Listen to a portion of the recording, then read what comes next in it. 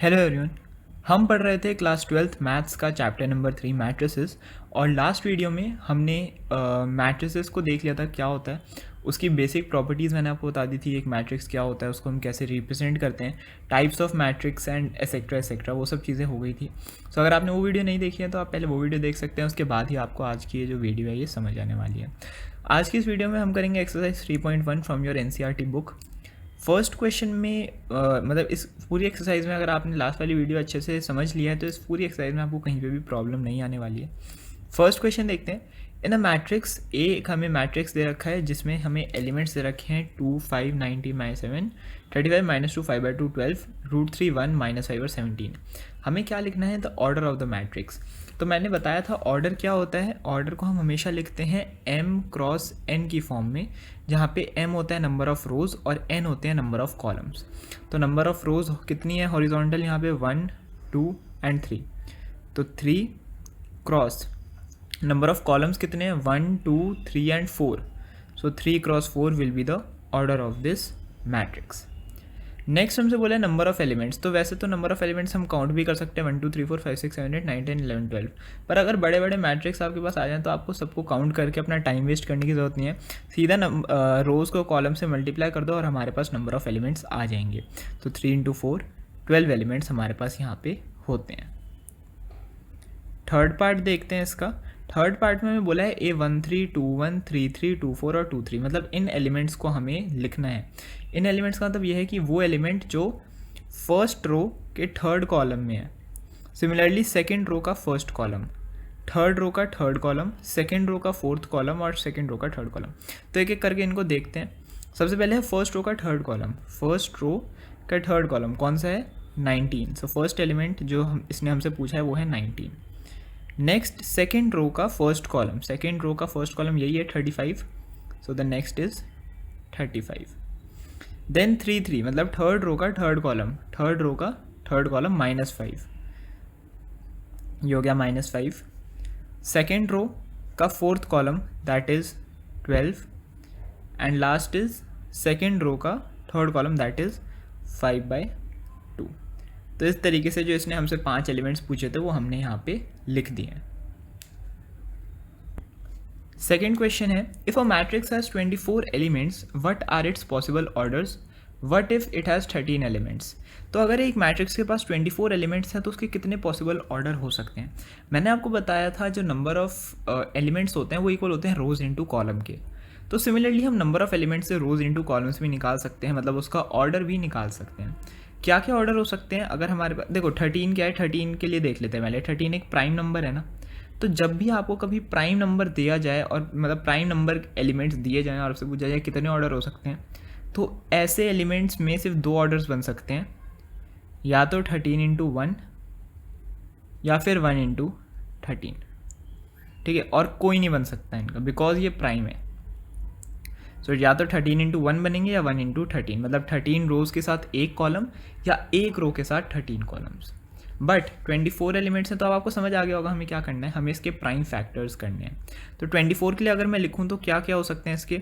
सबसे पहले तो 1 × 24 हो सकता है क्योंकि 1 से चलता है, फिर 2 से चलता है 2 × 12, 3 से भी होता है ये 3 × 8, 4 से भी होता है 4 × 6।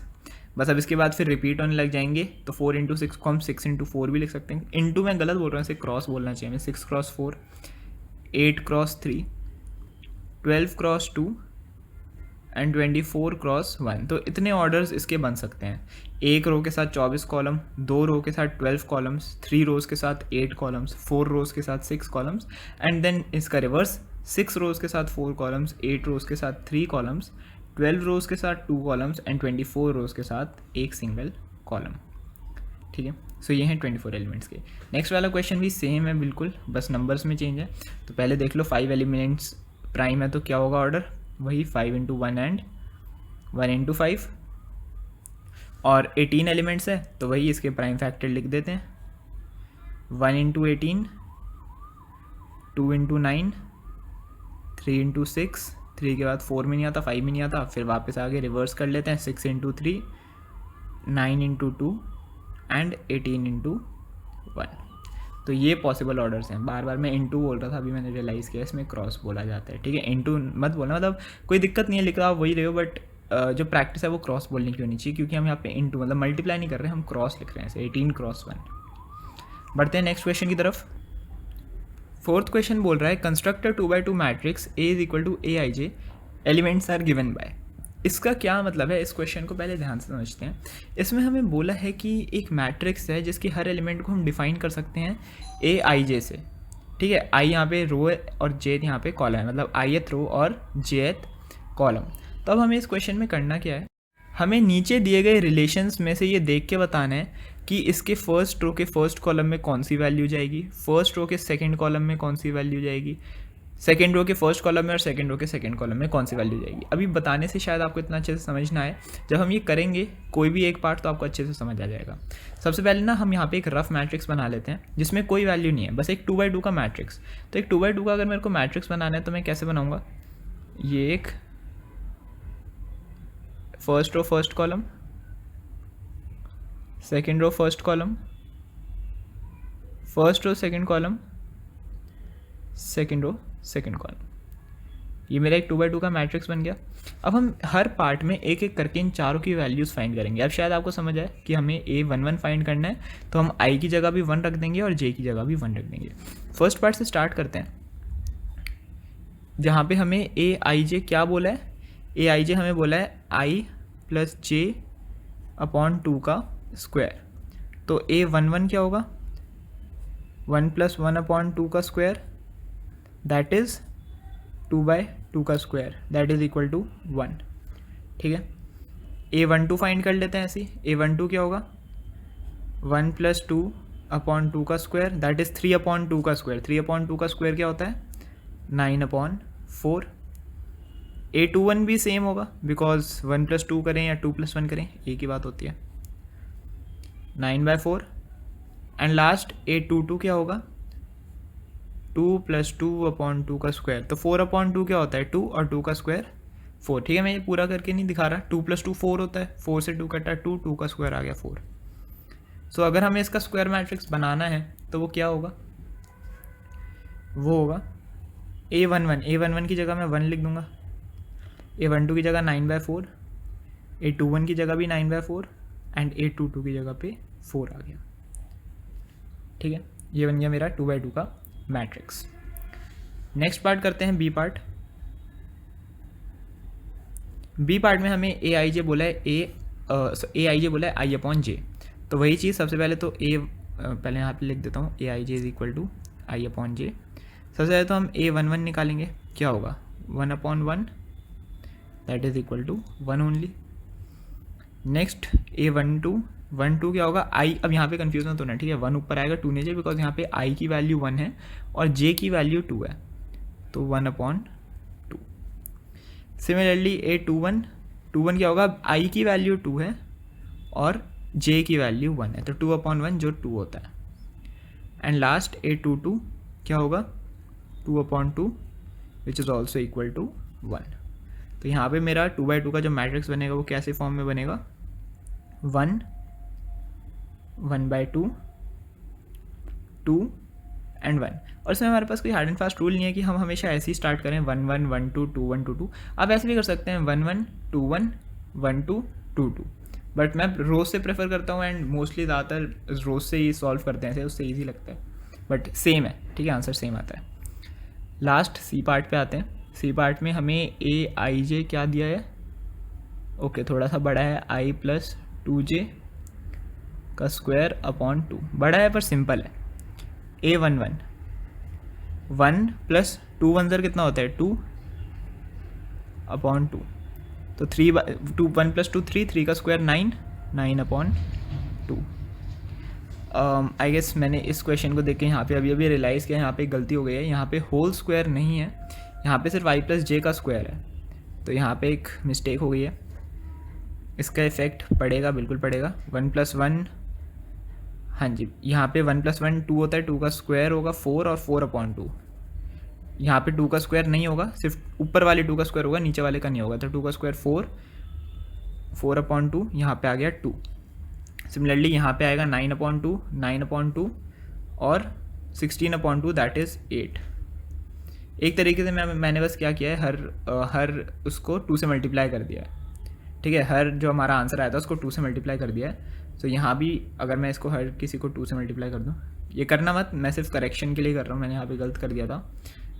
हमारा जब प्रॉपर आंसर आएगा वो आएगा 2, 9/2, 9/2 और 8, ठीक है। ये करेक्ट आंसर है, ये गलत हो गया था तो मैंने इसको यहाँ पे सही कर दिया है।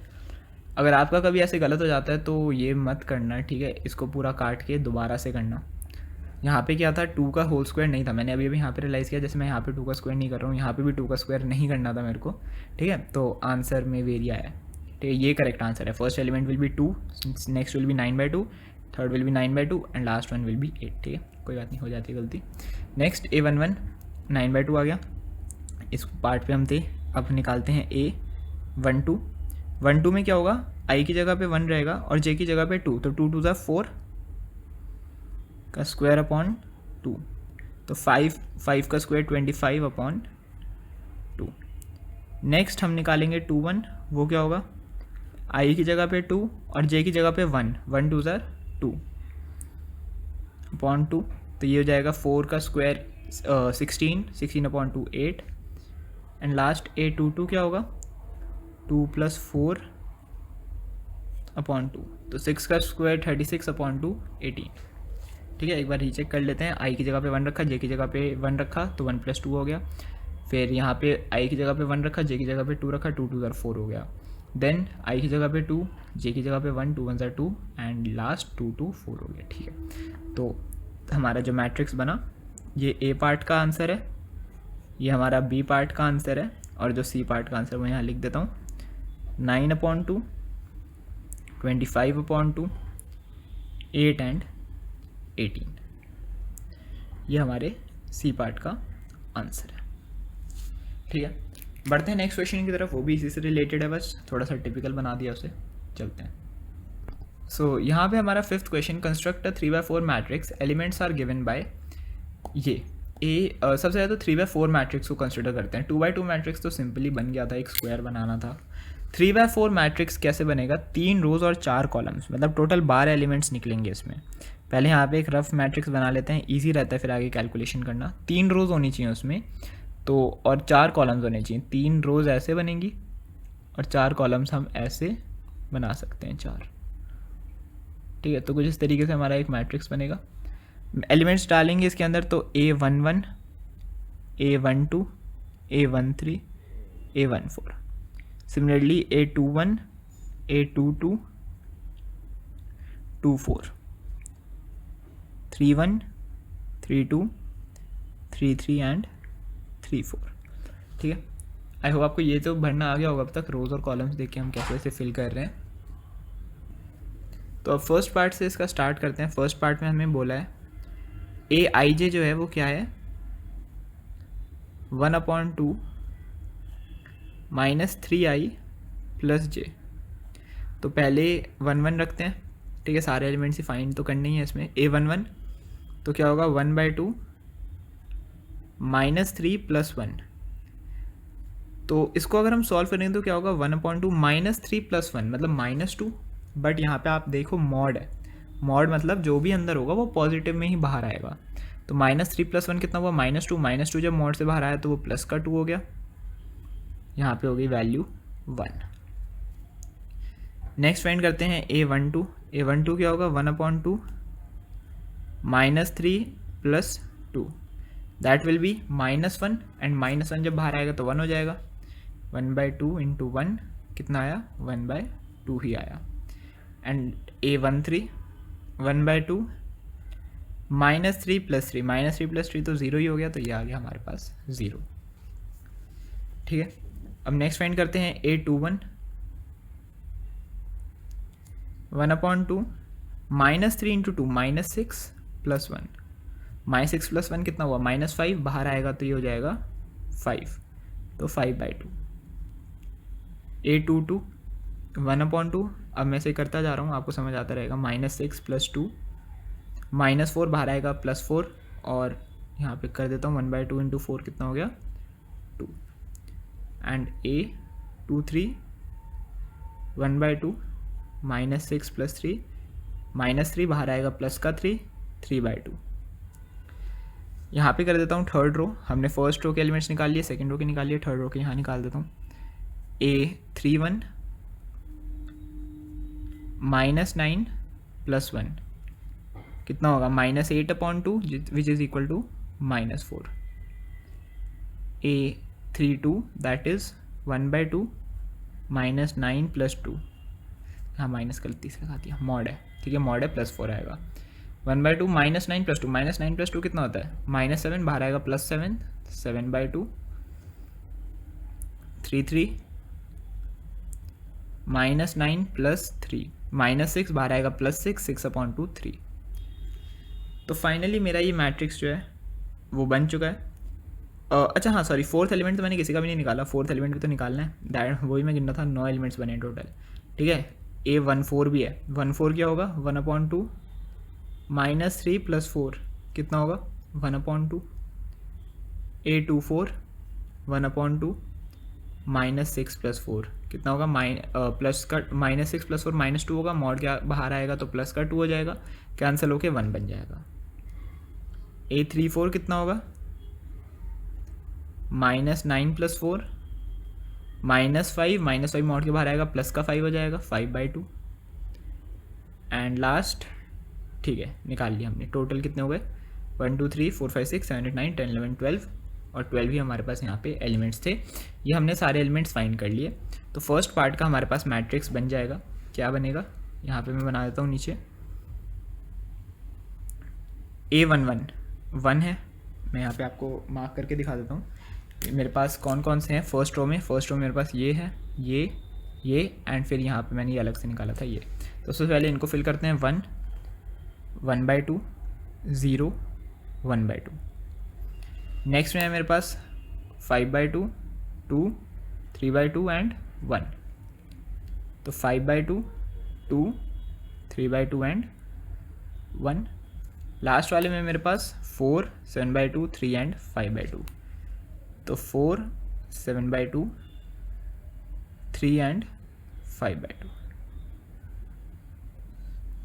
ये हो गया।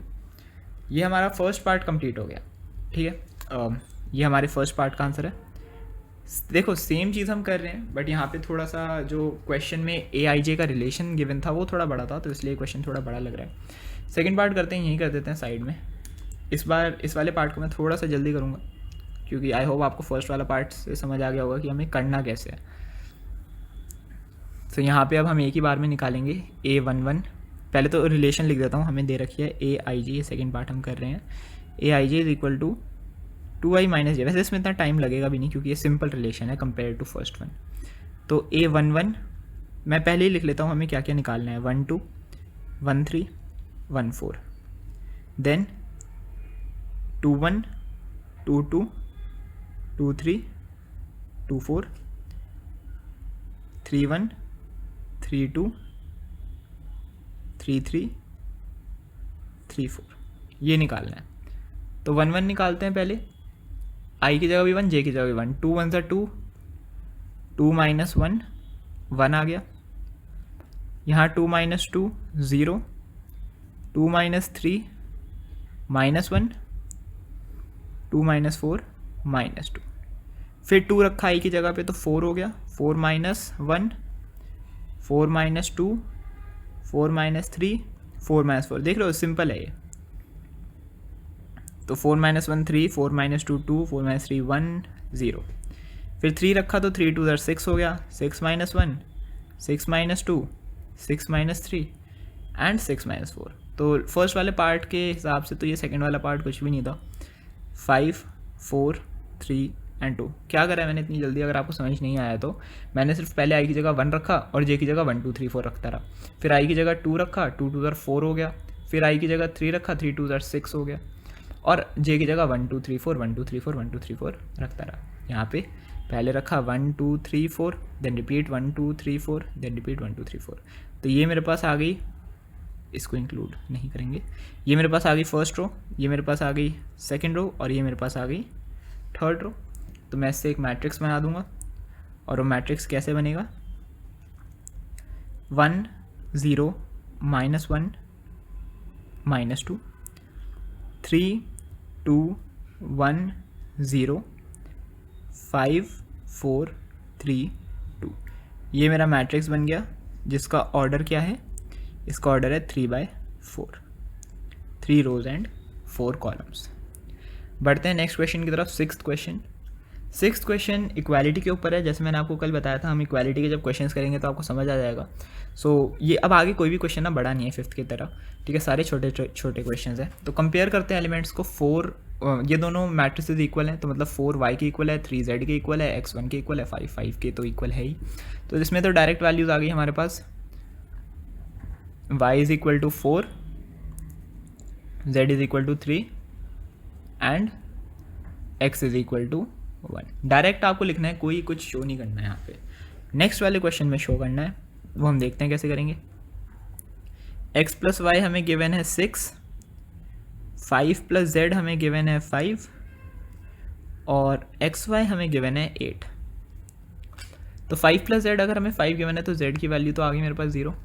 रिलेशन गिवन है x y is equal to 8 और x plus y is equal to 6 में। तो ऐसे देखते हुए चल रहा है 4 और 2 होंगी वैल्यूज़, बट कौन सा 4 होगा कौन सा 2 वो देख लेंगे। तो अब y की जगह मैं रख सकता हूँ 8/x, ठीक है। तो x plus 8/x is equal to 6। जल्दी से करेंगे इसको, x² minus 6x plus 8 is equal to 0। Quadratic equation solve नहीं करनी हमें यहाँ पे, वो 10th में आप लोग करके आए होंगे। तो इसको सॉल्व करके कर ही देता हूँ, x माइनस 4 x माइनस 2। तो x की वैल्यू आ गई 4, x की वैल्यू 4 के लिए y की वैल्यू होगी 2, x की वैल्यू 2 के लिए y की वैल्यू होगी 4। तो मेरे पास 2 फाइनल आंसर आ रहे हैं। कौन कौन से, अगर मैं फाइनल आंसर यहाँ ग्रीन से लिख रहा हूँ, x is equal to 2, y is equal to 4, z is equal to 0, या फिर x is equal to 4, y is equal to 2 और z तो मेरा 0 ही रहने वाला है। ये मेरा पास फाइनल आंसर है। इसका ये था, इसमें तो सिंपल हमें सॉल्व करना था, इसका ये है। Third part, x plus y plus z is equal to 9, x plus z is equal to 5, y plus z is equal to 7। तो यहाँ पे सिंपली इसे सॉल्व करेंगे। y प्लस z की जगह मैं 7 रख दूंगा यहाँ पे। ये y प्लस z की मेरे पास वैल्यू है, मैं इसको यहाँ पे सीधा सीधा पुट कर दूंगा। तो x plus y plus z क्या है मेरे पास 7 इज इक्वल टू 9। तो x की वैल्यू क्या आ गई मेरे पास 2। x की वैल्यू 2 आई है, इसको मैं यहाँ पे लिख देता हूँ, x is equal to 2। x की वैल्यू 2 मैं यहाँ पुट करूँगा तो 2 प्लस जेड 5 हो गया, तो z मेरे पास आ गया 3, 5 माइनस 2 3 होता है। और z से मैं z से मैं y फाइंड कर लूँगा, y plus 3 is equal to 7, तो y हो गया 4। तो मेरे पास आंसर आ गया x is equal to 2, z is equal to 3 और y is equal to 4। Next आता है हमारे पास 7th question, find the values of A B C D from, यही इक्वालिटी क्वाड्रेटिक इक्वेशन, मतलब क्वाड्रेटिक कह रहा हूँ sorry, linear equation in 4 variables हैं यहाँ पे और 4 ही हमारे पास इक्वेशन है, तो फाइंड हो जाएगा। a minus B is equal to -1, 2a minus B is equal to 0, 2a plus C is equal to 5 और 3c plus d is equal to 13। तो ठीक है, 2a minus B is equal to 0 से शुरू करते हैं। 2a माइनस बी अगर 0 के इक्वल है तो 2a मेरे पास b के इक्वल है, तो मैं यहाँ पे b की जगह 2a लिख सकता हूँ। ठीक है, ये फर्स्ट वाली इक्वेशन में putting in 1, a minus 2a is equal to -1, मतलब minus a is equal to -1 और a की वैल्यू डायरेक्ट आ गई मेरे पास 1। सिंपल हो गया, a की वैल्यू 1 है तो b की वैल्यू क्या होगी, twice of a, twice of 1, b आ गया मेरे पास 2। तो a की वैल्यू 1 आ गई, b की वैल्यू 2 आ गई। अब c और d की भी फाइंड कर लेते हैं। 2a प्लस c में अगर मैं a पुट करूँ तो 2 into 1 plus 5 is equal to 5, sorry c is equal to 5। तो 2 प्लस c अगर 5 है तो c की वैल्यू 3 आ गई। अब c की वैल्यू 3 आ गई तो d की वैल्यू फाइंड कर लेते हैं। 3 इंटू 3, c की जगह मैंने 3 पुट कर दिया, 13। 9 प्लस d अगर मेरे पास 13 है तो d की वैल्यू 4 आ गई। इस तरीके से हमारे पास चारों की वैल्यू आ गई, a is equal to 1, b is equal to 2, c is equal to 3 and d is equal to 4। 8th में कोई सॉल्यूशन नहीं है।